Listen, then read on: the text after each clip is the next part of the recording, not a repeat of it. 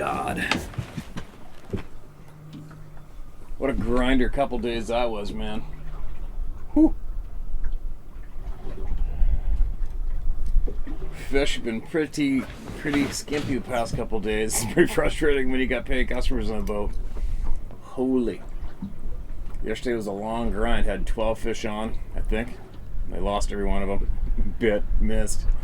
It was so frustrating. When you want people to load up their coolers and go home with fish, and it just they just can't get it together, or the fish can't get it together. Whatever. It is what it is. There's 3 boats, 3 groups of people, 3 of us, 3 different boats. And all my buddies were all the same. My buddy had 5 bites, caught 5 fish. I had I don't know, maybe a dozen hits, 2 break-offs, let a couple go. We ended up bringing home 1. Oh, man. It was a grind. It is what it is. And then I went out this morning, got up 4 o'clock again. Went out this morning, see if I could get that big fish that I need to strap that camera on and make cool underwater videos, but it just didn't happen, so. But now I gotta get home. I got to work at home in the shop. Anyway, it feels good to sit down, I'll tell you what. A little dark in here. A little bright, I mean. But let's see what I got. Stephen, thankfully you have this format about the Bigfoot subject. I'm almost glad that you're not punishing the giant ape theory. This is no ape, nor is it a human. I don't care if you use my name. Spencer mentioned that something tried to touch him in his sleeping bag. Well, I had a similar experience just 350 miles north of him in the Immigrant Wilderness area just north of Yosemite. My 14-year-old son and I camped at Bear Lake one evening. As we were cooking dinner, my son pointed out to a dozen caves in the face of a granite cliff next to our campsite. I didn't believe in Bigfoot at the time, so I stood on a flat granite boulder next to the tent and yelled a Tarzan-type call while beating my chest. Then I yelled, "Bigfoot, you're invited to dinner." Uh-oh. My son said that he thought that was a very bad idea. I laughed, but that evening, somewhere around 3 a.m., I suddenly woke to a feeling that something wasn't right. My son was still asleep. I started hearing something stalking our campsite. It made complete circles around, and its footsteps were from something large but bipedal. It did this for half an hour, keeping me on alert. Then, it walked directly toward the tent and stopped. I waited and listened. Then I saw a finger pushing into the tent. It stuck its finger into the side of the tent about 18 inches, each time probing for what was inside. Oh my God, that would suck. It did this about 10 times while circling my side of the tent. I'd moved just in time to not be touched. Oh my God. The only thought I had going through my head was that the only thought that I had going through my head is that it is no bear. Bears not have fingers. Then I moved to my son's side. That's where I stopped being cautious and started getting protective towards my son. At first it leaned all the way down, sniffing where my son's head was. I took out my axe and bear spray and then quietly woke my son by shaking him. Then I used hand signals for him to be quiet, and I pointed to his side of the tent. Just then, this beast took in a huge breath like a horse does. In a round pen, it had huge lungs. My son's face turned white. Then it started to poke the tent toward my son. I knew we were finished if we didn't take action before it did.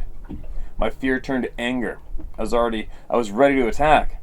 I signaled to my son that on the count of 3 fingers, we were going out to confront this beast with a small axe and bear spray.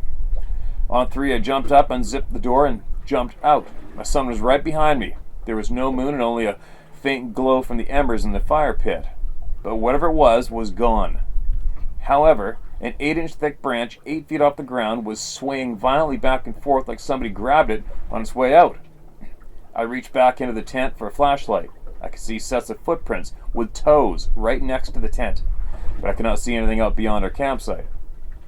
The next morning, my son pointed out that something had stacked rocks on that granite boulder, and I was standing on and yelling from the night before.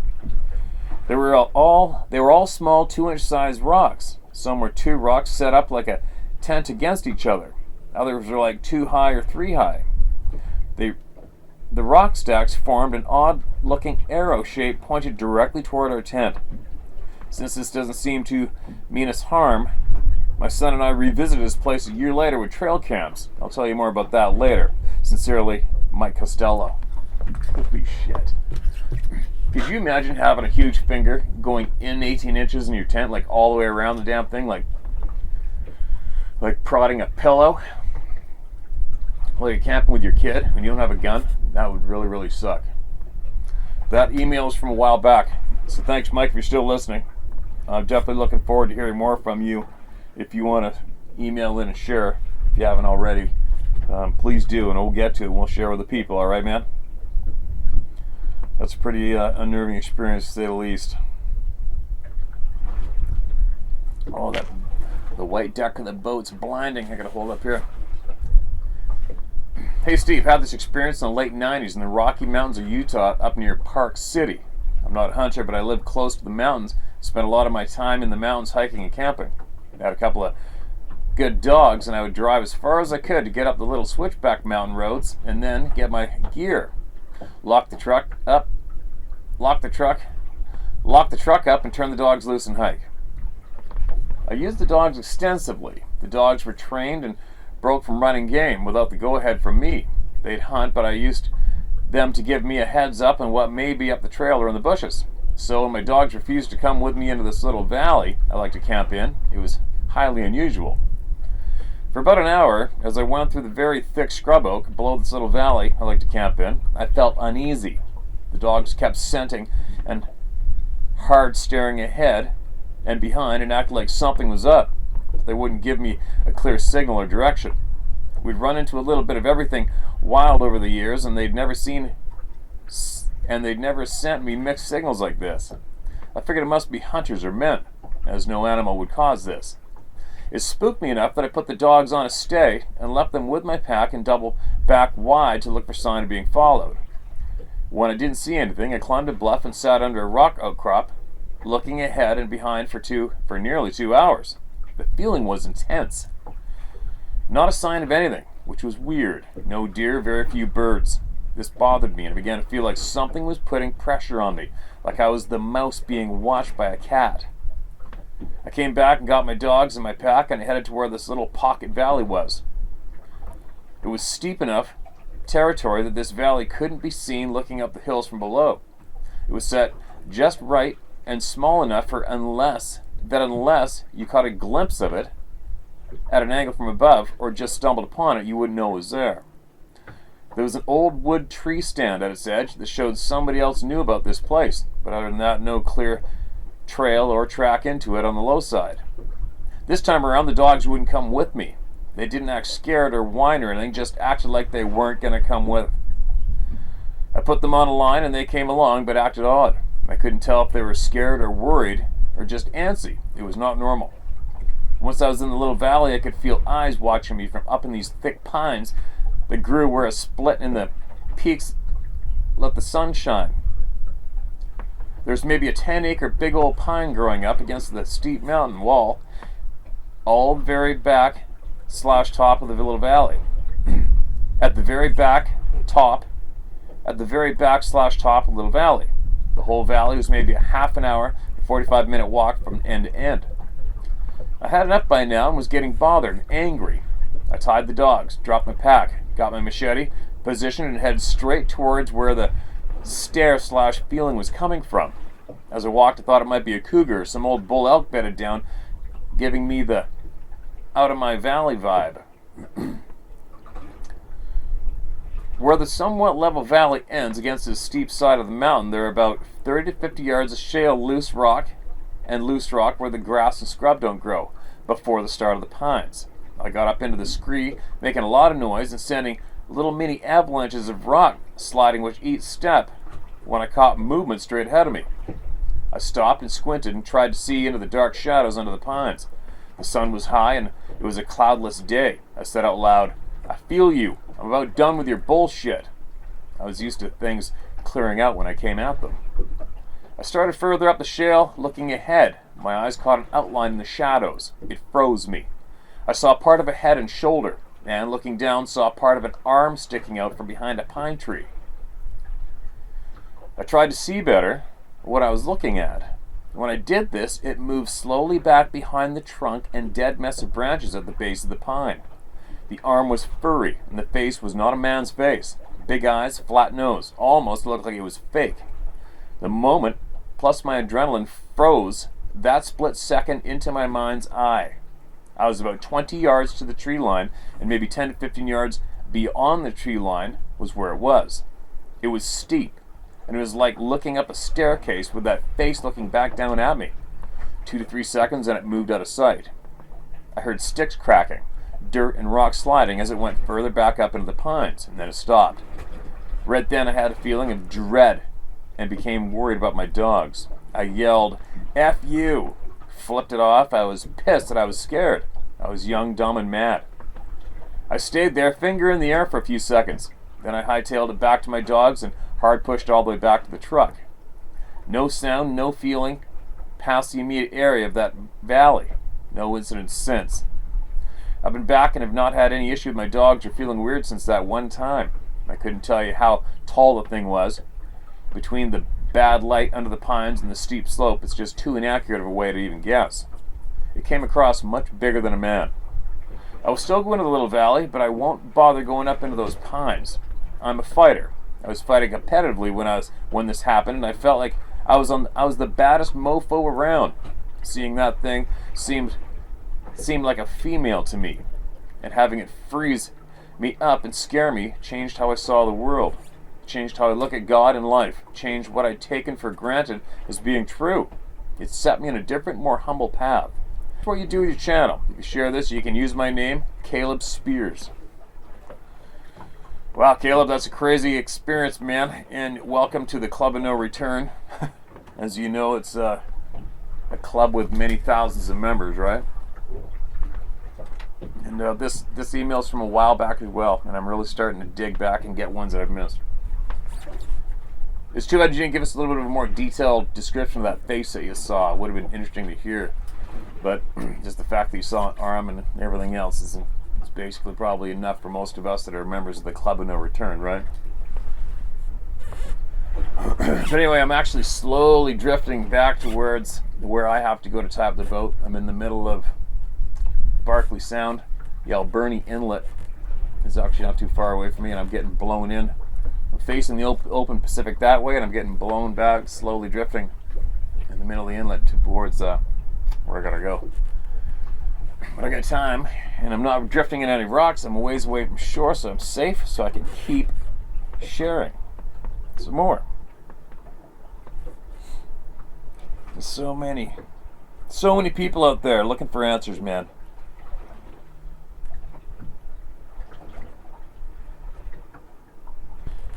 Alright, what do we got?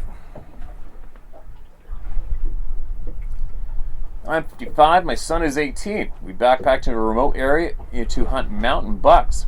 This is in northeast Georgia. I brought my Australian Shepherd, who is unbelievably well trained and knows 18 animals by name. She can hurt any of them by command, but she also... she can hurt any of them by command, but she also knows humans and basically ignores them. We scouted the area that evening and then set up camp. We scouted the area that evening, and then set up camp, ate, and went to bed early.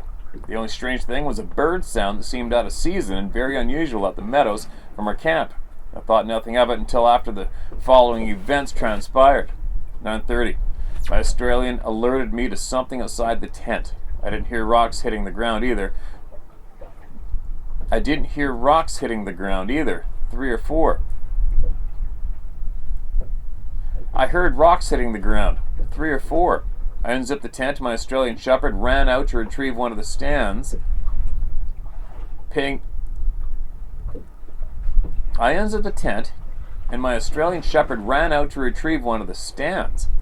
no attention to where it came from. I took my FLIR thermal scope, which we use very often hog hunting, and scanned the upper logging road. A shape rose up.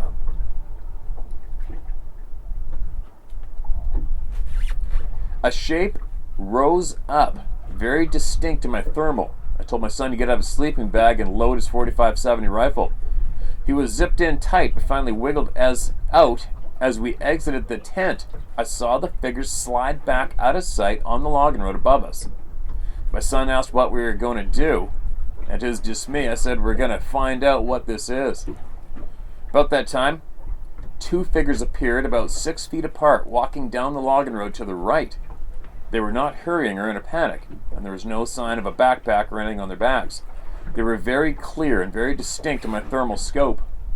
My son and I headed down the logging road we were on, which would intersect at about 80 yards. Before we got to the other road, I tripped and fell. When I stood up, I looked through my thermal scope, which was on the red mode. All I could see was 2 round fuzzy objects, which was very, very unusual. I ran up to the upper road where the figures were walking, and there was nothing inside. Everything vanished in an instant. We were back to the tent and settled in again. The only thing that I ate was before daylight. The only thing that I noticed was before daylight a very strong odor. It was no skunk and no bear, more like rotten horse manure smell.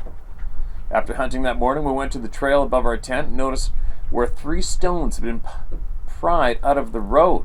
They're about as big as both of your hands together. My son went down the hill and found the stones. One blew out of the ground, one was leaning on a log, and the other was nearby. Oh my God.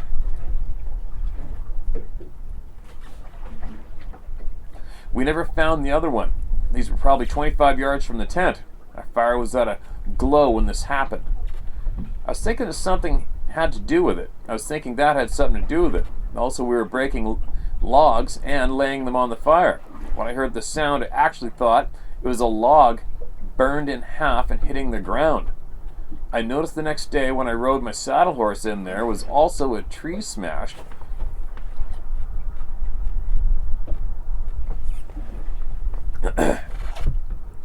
With one of the rocks so hard that it looked as if it had been hit with a sledgehammer. I have pictures of all this.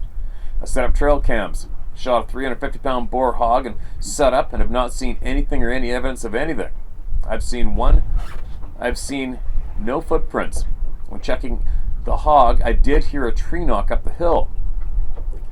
Riding my horse often to scout the area, I've heard another tree knock, and that was weird, and some very weird whistle sounds. Other than that, nothing else. It's just what I saw. I don't tell about it or put it on YouTube. I don't talk about it or put it on YouTube. I just thought I would tell it to you because of all the other stories, and it is so fascinating. I don't know what to think of it, and I have not decided what it is. I guess I'm too old to be afraid of it. I really don't care if it kills me. My curiosity just gets the best of me. My son can't believe I go back there alone, but I, again, really don't care. One question is, do these things show up in the same place again very often? I hope this is not too long. Thanks. Thank you very much for your information. I love your channel.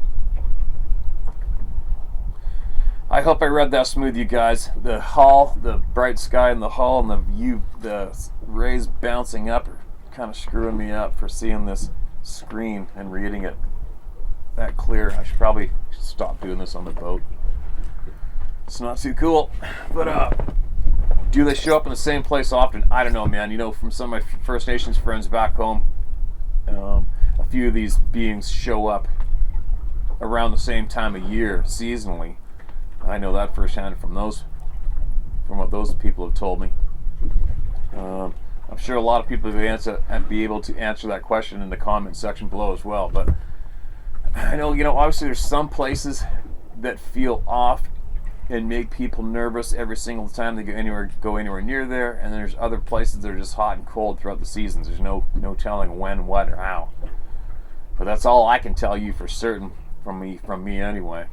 But thanks for sending that in, man. Appreciate it. Appreciate your time sharing with all the people here through me, and I'll look forward to any more you want to share in the future. If something else happens, or if you learn something that might be of valuable help to the people, right?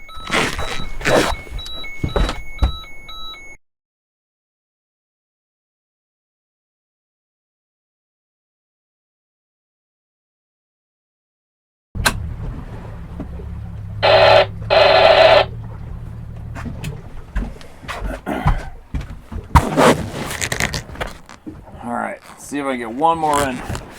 Get this video completed out here. Man, that is bright. Shit. Here's another one. First time I was 12 and our family traveled a lot. We were staying in the Washington Mountains, Wenatchee National Forest, doing our after-supper chores, taking the dishes to the river to wash. My sister and I chit-chatting. I happened to look up and something was watching us while I was walking away. It was gray in color. Not solid gray either, but a bit white. At first it didn't dawn on me. Then my sister and I ran back to the campsite, scared, and we left the dishes at the river. We told our mom. She laughed about it. You guys are just seeing things.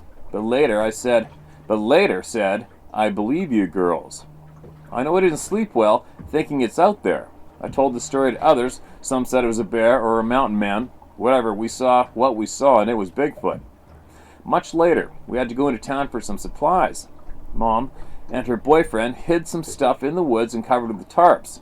We had unsuspected car trouble that left us in town and Wenatchee for a while. When we were able to make it back to camp, we went to get the stuff left behind. It had been looked through. TV had a broken screen. The screen itself, everything else was okay. And some other stuff scattered around the area. We didn't stay long after that. Thank you, Steve, for telling great stories. Sincerely, Mill. Wow, that's crazy. I wonder how many kids have seen these things when they're young, told their parents, got shrugged off, and that's where it ended, eh? Crazy. Welcome to the club of no return at the young age of 12 years old. Steve, well, it finally happened. I'm finally writing you. I've been subscribed to your channel for around 1.5 years now, and I remember when you first started to dive into the subject. I was so excited to see someone who didn't give a damn. It's just great to hear an honest opinion from someone who's had as much wilderness time as you, as well as someone willing to put theirs and other stories out into the public. For that I say thank you, sir. And you are very welcome, and thank you for what looks like you're about to do the same. My name is Nick, and I'm a veteran from East Tennessee who has seen quite an interesting side of our military. Just to put it in perspective, as others have done, I held a very high security clearance with the numerous compartments. I've gone through a full-scope polygraph and have seen everything from underways on a submarine to the mountains of Afghanistan. I've worked with special forces and intelligence agencies. If you ever grab a beer sometime, maybe I can tell you some crazy military stories. But I digress. I say that to say this. I've been a trusted and productive member of society. What I write to you now, though, happened 2 weeks before I left for boot camp. One of my best friends and I went camping in December of 2005 in a vast wilderness area somewhere around the Tennessee/North Carolina/Georgia borders. I'll purposely leave that vague. I was leaving for boot camp in 2 weeks, and he was going a couple months later.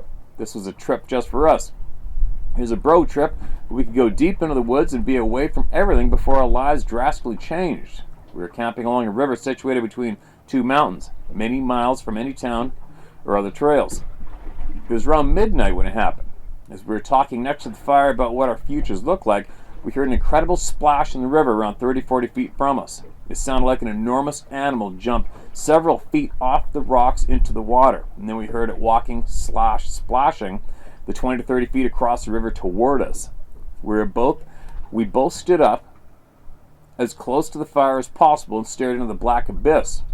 It was distinctly 2 legs moving through the water, just a splash, as an Olympic heavyweight wrestler was crossing the river. And then it stopped right at the bank. I've never been so scared in my life.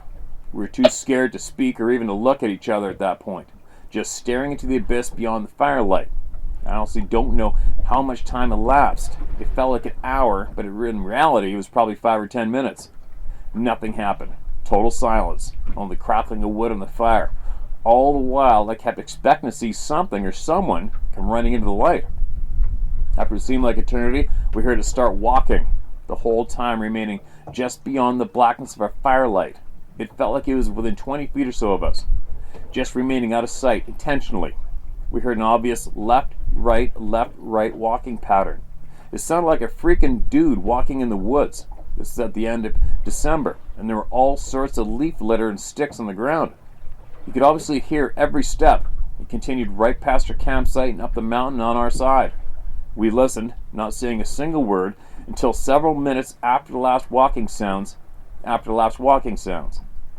We couldn't wrap our brains around what just happened. We stayed up talking for a few hours trying to make sense of it, and at first light we packed up camp and started hightailing it out of there. In hindsight, I do wish we checked out the riverbank for tracks the next morning. We just wanted to get the hell out of there, though. We attempted to rationalize it, but always circled back to the same damn thing. We were in the middle of nowhere. They came down one very steep mountain without any lights, jumped into a river that was probably 4 feet deep, splashed across, not swimming, and waited on the bank, which felt like a threat assessment to us both, and then walked next to us just beyond sight and up the next steep mountain, once again without any lights. I've heard a lot of animals in my lifetime, and I've had some hair-raising situations in the past, and this was different, though. We're still really good friends to this day, and every once in a while we still will bring up that night, and we just as perplexed today as it when it happened 14 years ago. I've had a couple other strange things happen in the woods. Moving black blotching thing came barreling down a hill, but I'll save that for another day. Thank you again for what you do, Nick. That scared the shit out of me.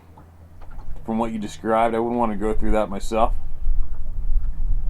Being in your tent in the middle of nowhere, which I have been a lot. Crazy, man. It's endless. Endless.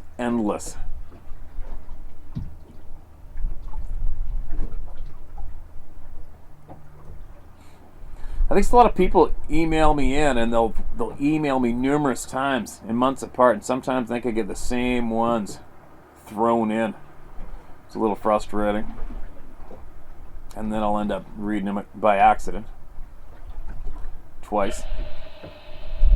Mayday, all stations, all stations. This is Prince Rupert Coast Guard Radio, Prince Rupert Coast Guard Radio, Prince Rupert Coast Guard Radio. Time, 1150 Pacific Daylight Time. Reference the float plane crash reported near Tofino.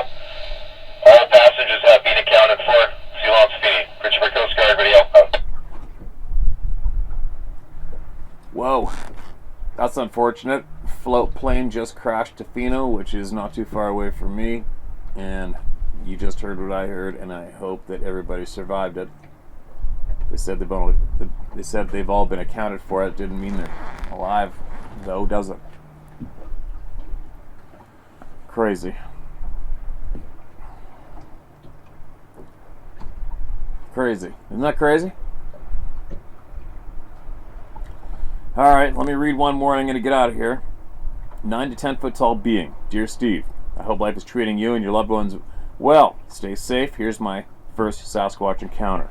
Sasquatch has haunted me since the age of 15. I'm now 49.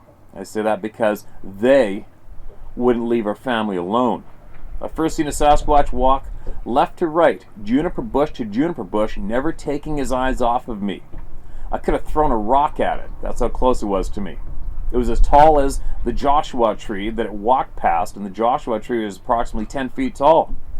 My best friend Scott's little brother Brian was tossing me small rocks, and I was sitting, I'm alright, I already heard that one, unfortunately. Steve, hello buddy, and I hope this finds you guys well. I know your email inbox is always loaded with new emails and stories, but I was just listening to your latest video, and you mentioned that you were going to mention in your next book what these things aren't. I have some information that might help. If you haven't received my encounter stories that I sent to you several months back, please let me know. I'll be happy to resend because I think I have some very valuable information from 2 of my encounters. The second one lasted for over 3 minutes, and we looked at each other in the eyes that long, and believe me, it was a close encounter. We're basically face to face, less than 10 yards, for over 3 minutes. And if that thing didn't have so many human-like features, I probably would have unloaded 3.5-inch turkey loads into his chest. But Steve, I'm telling you, it looked so human-like. In some ways, responded like a human would have when we were scared or frightened. The best way to describe it is like... There's no periods. Sorry, guys. Let me try that one more time, now that I realize there's no periods. Steve, I'm telling, it looked so human-like, and in some ways responded like a human would have when we were scared or frightened, the best way to describe it. It is like this, it looks like a drawing you would see in a museum or in books of cavemen. That dude, and yes, it was a male, had a huge package. If you get the meaning, he was over 7'9" tall, and that's a fact, because I took a friend down the next day and measured the limb he was standing under. The top of his head was 2.5 to 3 inches over that limb, and that thing was massive. He was built like a brick shithouse, and he walked on 2 legs. I guess the best way to describe his build is like this. It looked like trapezoid muscles were supporting and running all the way up to the bottom of his head. But he actually had no neck. But the trap muscles extended all the way up to the base of his head, or possibly the hair was covering up his neck. His skin on the face was color of light-skinned black person. His eyes were very dark brown, and he had a very wide mouth, with block-shaped teeth that were very stained, and they were square, for the exception of canines. They were a little longer than the other teeth similar to ours, and they weren't pointed. He had ears, but I couldn't tell the size or shape due to the hair covering the biggest part of them. The hair color was dark brown and light black, with lots of leaf clutter and briars in it. Basically living camo, I guess. That's how they blend in so well. The skin on top of his hands was the same color as the rest of his body, but the skin on his palms of his hands were a dark grayish color, and his fingers were long and thick. His nails were 1 to 2 inches long and very nasty and dirty. As a matter of fact, his index finger on his left hand was damaged and growing cockeyed, like he had broken it in the past and it had healed crooked. His head was huge and somewhat conical, with a very heavy and defined brow ridge with hair stopping just above his brows. His feet, if I had to guess, were 14 to 15 inches long and 6 to 7 inches wide. The ground was very hard and covered in leaves, so no prints. The skin on the bottom side of the feet were heavily calloused up, and the skins was the same color as the rest of his body. His toenails were thick and roughly 1 inch long. I know you probably don't believe me, and I really don't care if you do or not, because I know what I saw. And before you ask if I smelled any foul odors, yes. And no, at first I didn't smell much, maybe a little urine smell, but after he made me and started pounding the ground with his fists, jumping up and down, wow, he started to stink, and it smelled like wet dog / urine / roadkill combined, and lots of it. It was very nasty, and I really think they produce some kind of musk when they get excited or scared, like some of the other critters in the woods.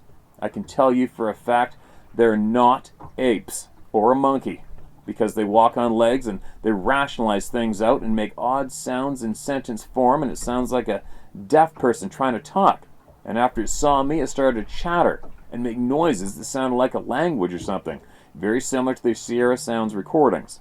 I don't know what else to call them other than a hominid from the distant past. They're very, very dangerous, so please make sure you tell people they need to carry a weapon when they go into the woods, gun or bear spray. Personally, I always carry my Benelli entry gun loaded with slugs and double-aught buck, and I'd really like to get this point across to your listeners. They're dangerous, and I truly think it would have killed me. Man, it was PO'd.